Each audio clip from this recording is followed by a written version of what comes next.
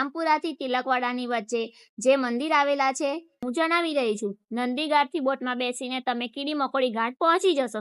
ત્યાંથી રામપુરા જઈને તમે રણછોડરાયના દર્શન કરીને આગળ વધશો. ત્યાં થોડુંક આગળ જતા જમણી બાજુએ હરસિદ્ધિ માતાનું મંદિર આવેલું છે. માતાના દર્શનની સાથે મસ્ત હનુમાન દાદા પણ બિરાજમાન છે. એમના દર્શનનો પણ લાભ લો. આગળ ચાલતા તમને શ્રી ધનેશ્વર મહાદેવ અને લોકેશન મહાદેવ આવશે. પુરાણ અને નર્મદા પુરાણ મુજબ ભસ્માસુર કઠિન તપ કરીને ભગવાન શિવને પ્રસન્ન કર્યા અને વરદાન મેળવ્યું કે જેના માટે હાથ મૂકશે તે ભસ્મ થઈ જાય.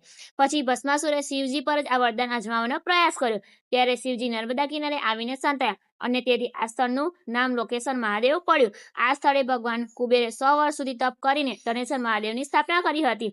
અને થોડુંક આગળ જતા માંગરોળ ગામ આવે છે જ્યાં મંગલેશ્વર મહાદેવ મંદિર આવેલું છે. મંગલેશ્વર મહાદેવની કથા શંકર ભગવાનનું યુદ્ધ અંકાસુર નામના રાક્ષસ સાથે ચાલી રહ્યું હતું ત્યારે તેમના પરસેવામાંથી એક બુંદ ધરતી પર પડી અને તેમાંથી મંગળનો જન્મ થયો. તેથી તેને શિવપુત્ર અને ધરતીપુત્ર પણ કહેવામાં આવે છે. મંગળે ભગવાન શિવજીની તપસ્યા કરી શિવજી પ્રસન્ન થઈ અર્ધનારી સ્વરૂપે પ્રસન્ન થયા અને તેમને મંગળને ગ્રહોમાં સ્થાન આપ્યું. આ સ્થળે મંગળે શિવજીની સ્થાપના કરી તેથી મંગલેશ્વર મહાદેવ નામ પડ્યું. આગળ જતા તમને ઉદાસીન આશ્રમ, તપોવન આશ્રમથી આગળ અતિ પ્રાચીન અને સ્વયંભૂ ગોપાલેશ્વર મહાદેવ મંદિર આવશે. ત્યાંથી આગળ જશો એટલે શ્રી સ્વામી રામાનંદ આશ્રમ આવશે અને લાસ્ટ તમને સીતારામ આશ્રમમાં માતા ખોડલના દર્શન અને શુભકારી હનુમાન દાદાના દર્શન કરી અને સીતારામ આશ્રમથી પગથિયા ઉતરી અને તમે આગળ નર્મદા નદીના કિનારે ચાલતા ચાલતા તમે સહેરાવ ઘાટ આવી પહોંચશો. તમે જે મંદિરેથી પરિક્રમા શરૂ કરી હોય તે જ મંદિરે આવીને તમારી પરિક્રમા પૂર્ણ કરવાની રહેશે. નર્મદે હર.